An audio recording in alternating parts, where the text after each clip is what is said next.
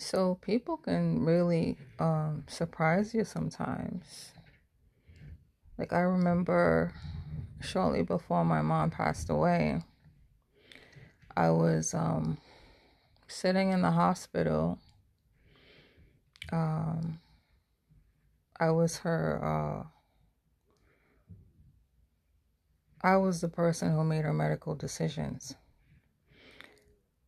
Um, so I had to be there, and I had to talk to the doctors, and I had to make certain decisions.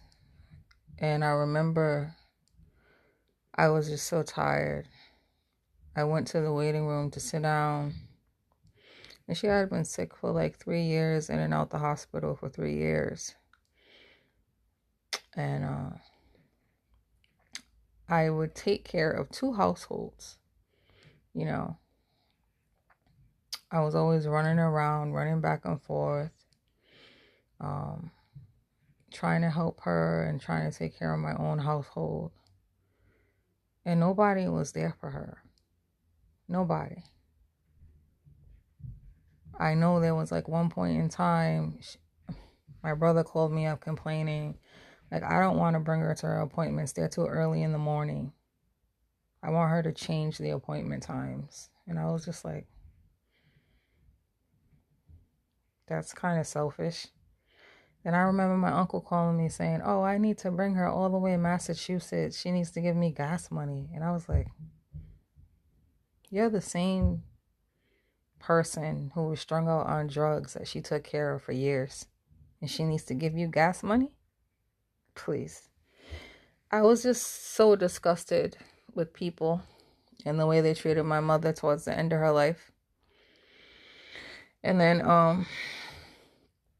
I'm sitting in the waiting room just trying to get myself together because, I'm trying to help her. I have children.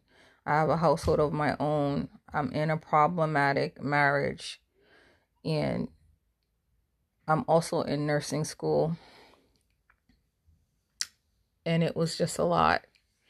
And I was just so tired, and I was sitting there in the waiting area of the hospital, and my biological father comes in.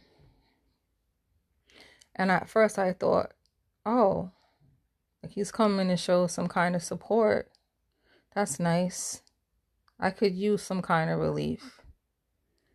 That man sat next to me, and he said, well, not hi, not how you doing, not do you need anything. No, what he said to me was, well, the house is in my name. So your mother needs to tell you that, the house is in my name. And I looked at him, and I thought to myself, what a strange thing to say at this point in time. I didn't say anything to him. I just said, because what was in his name was the mortgage that she didn't want to change or refinance, that she paid in full. But the deed was not in his name. I knew this. I said nothing about it. And that same man came to probate court, treated me like an absolute stranger, came to testify against me because he wanted to try to get this house that he thought was in his name. And the judge just dismissed him, didn't even let him speak, wouldn't even take him seriously. And I thought, wow, this is what fathers do?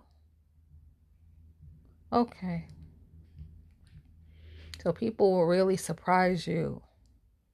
You don't want to pass away and not have a will or a trust or something in legal writing, right? In legal terms.